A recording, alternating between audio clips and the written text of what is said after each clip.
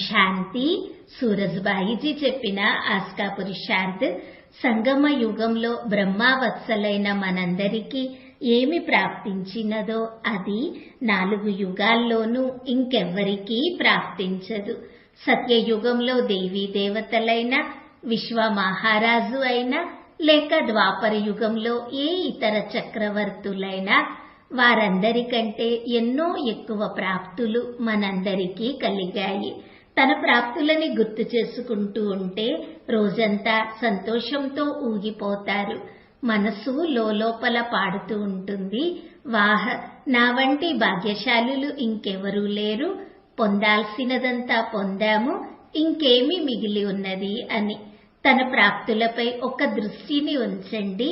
తన గతమును ఎప్పుడైతే పరమాత్మునితో మిలనము జరిగినదో, పరమాత్ముని ద్వారము వద్దకి వచ్చామో, తన సత్య జ్ఞానము లభించినదో, పరమాత్ముని ప్రాప్తులతో నిండుగా అయ్యామో ఆ రోజులని గుర్తు చేసుకోండి. ఎంత సంతోషముతో ఈ జీవితము నిండిపోయినది, మనసు ఆనందముతో ఊగిపోతూ ఉన్నది. వాహ్, జన్మ జన్మాంతరముల కోరిక తీరినది, జన్మ జన్మాంతరముల భక్తికి ఫలము లభించినది, అనేక ప్రాప్తుల ఆధారము లభించినది. సత్యజ్ఞానము జన్మ జన్మాంతరముల గుహ్య రహస్యములను మనకు అర్థమయ్యేట్లుగా చేసినది, చిక్కుముడులను విప్పినది. జీవితంలో సంతోష ద్వారాలు తెరుచుకున్నాయి, శాంతి యొక్క మార్గము లభించినది, ప్రేమ జీవితంలోకి వచ్చేసినది, ఒక విశేష దివ్య అనుభవం జీవితంలో ప్రారంభమైనది. ప్రభు మిలనము రోజూ జరుగుతున్నది, తన నుండి వరదానములు శక్తులు లభిస్తూ ఉన్నాయి. సుందర పరివారము లభించినది. దేవకులములోని ఆత్మలంతా ఒక్కచోట చేరారు, నిశ్చల ప్రేమ ఇచ్చిపుచ్చుకుంటూ ఉన్నారు. ఎన్ని గొప్ప ప్రాప్తులు మనకి కలిగాయి. కోల్పోయిన స్వరాజ్యము మరల మన ద్వారము వద్దకి వచ్చినది. లక్ష్యము లభించినది. ఏ స్వరాజ్యము పోగొట్టుకున్నారో అది పొందే కాలము వచ్చేసినది అని. భగవంతుని మార్గదర్శనంలో మనము నడుస్తూ ఉన్నాము. ఇవన్నీ ఇప్పటి ప్రాప్తులు. ఇవే కాకుండా ప్రతి ఒక్కరికి యోగయుక్తముగా ఉన్నప్పుడు కలిగే సుందర అనుభవాలు ఎన్ని ప్రాప్తించాయి. ఒక్కొక్కరిది ఒక్కొక్క రకమైన అనుభవము. కొంతమందికి బాబా గురించి భిన్న భిన్న సాక్షాత్కారములు, కొంతమందికి దుఃఖాల నుండి ముక్తి, కొందరికి సమస్యలకి సమాధానము లభించినది. కొంతమంది ఎదురుగా బాబానే నిలచి ఉన్నారు. నేను మీ తోడు ఉన్నాను, చింతించకండి అని చెప్తున్నారు. అన్ని చింతలు భారములు హరిస్తూ ఉన్నారు. మరి కొద్దిగా గంభీరంగా అయ్యి సంగమయుగ ప్రాప్తులపై ఒక్క దృష్టిని పెట్టండి.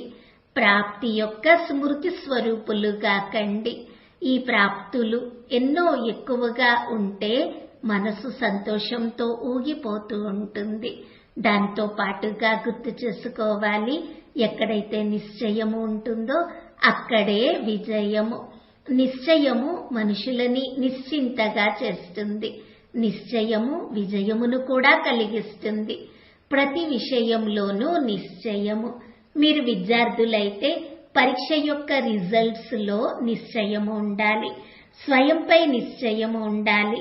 మేము ఈ కార్యము చక్కగా పూర్తి చేయగలము, దీనిలో సఫలత లభించేదే, భగవంతుడే నా సాటి, నేను ముందుకు వెళ్లకుండా ఎవ్వరూ ఆపలేరు.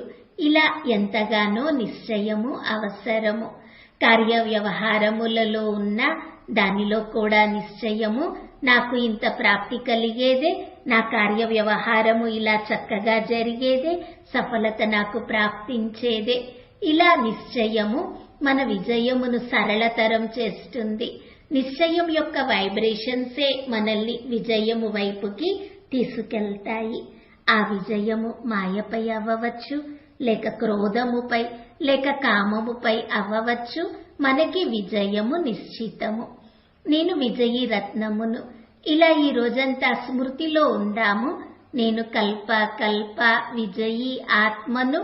అనేక సార్లు నేను ఈ మాయను జయించాను, ఈ విఘ్నములు సమస్యలను దాటాను, వేల సార్లు, లక్షల సార్లు, కోట్లాది సార్లు దాటాను. ఇప్పుడు నేనే దాటుతాను. కేవలం నిమిత్తంగా అడుగు ముందుకి వేయడమే నా విజయము నిశ్చితము. అభ్యాసం చేద్దాము. నేను ఫరిస్తాను. కమల ఆసనంపై విరాజమానమై ఉన్నాను. నేను పవిత్రత యొక్క ఫరిస్తాను. నా అంగము నుండి పవిత్రతా కిరణములు వ్యాపిస్తూ ఉన్నాయి. రోజంతా తింటూ, తాగుతూ, కర్మలు చేస్తూ, నడుస్తూ, తిరుగుతూ ఫరిస్తా స్థితి యొక్క అభ్యాసము. నేను విజయీ రత్నమును అనే స్వమానము గుర్తు చేసుకుందాము. ఓం శాంతి.